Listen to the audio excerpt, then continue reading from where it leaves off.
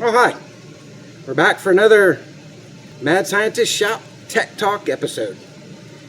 Well, if you remember not long ago, we were having an issue with the car. We called it the V1 car. I named it T2 a long time ago when it first got here for a couple reasons, but it was T2 for a long time. Then it became the V1 car. Kicking my butt for quite a while, diagnostic-wise. We were chasing a misfire that no matter what we did, didn't change it. Eventually, we realized, or went for a test drive after, I thought I had it licked, go for a test drive to see how it's going to act, and lo and behold, it blew a head gasket. Well, we got it in the shop today. We got it tore down and take a good look at what's going on inside. And I was very, very surprised to see the things I saw in this. There's some big no-nos in here, and this one is it's the first I've actually seen with my own two eyes and tore it apart with my own two hands. Well, all right, I'm gonna take you guys for a walk, and I'm gonna walk you through it. So here we go. Okay, T2, we got the head off. Yes, it blew the head gasket, okay? And it blew the head gasket right here, okay? It was in a position that compression test and leak down test wouldn't find it. But you see it turned the oil into a milkshake. It's going to be a flush everything kind of job. Now, let's step over to the car. Here we go. All right, there's our head gasket. Okay, it's a Cometic 86 millimeter. Yeah, I said that right, 86 millimeter. And lo and behold, there's your blowout in the head gasket. It was right here on the corner. Well, I wish I could get the camera down in there better.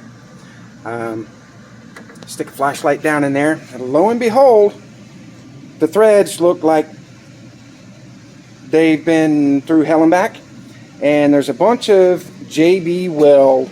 The bolt was put back in, and there's the head stud that came out of it. I don't know if the camera's going to focus in enough.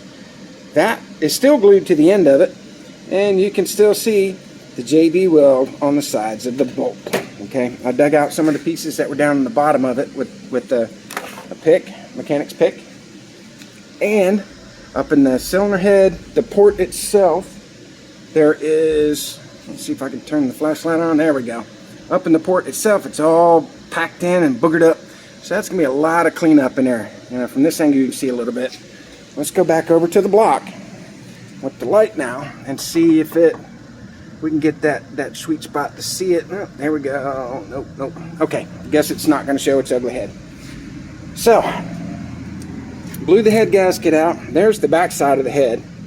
All right, yeah, that is, that's what it ended up being. Tops of the pistons from the tune look actually pretty darn good. Let me get this out of the way. Look pretty darn good. Okay. But then we got that one. It's spotless clean. I kind of wiped some of the schmutz out of it. And there we go. Well, that's what we found with that. So, boys and girls, kids at home, anybody trying to do this, please do not attempt to JB weld a head stud into a block of a high horsepower car. It doesn't work. It pulls them out. So now this guy bought the car like this. The engine was pre-assembled. Wasn't done here, unfortunately. So, but it is going to be repaired here. So we have two different game plans on how to fix it. Just a matter of which one the owner is willing to pay for. And we'll get it all squared away and get this car back to rocking and kicking ass like it was before all this reared its ugly head.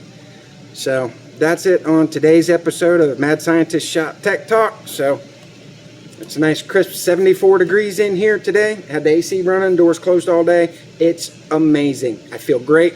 Let's keep rocking into the night and see what else we can get done tonight. Love you guys.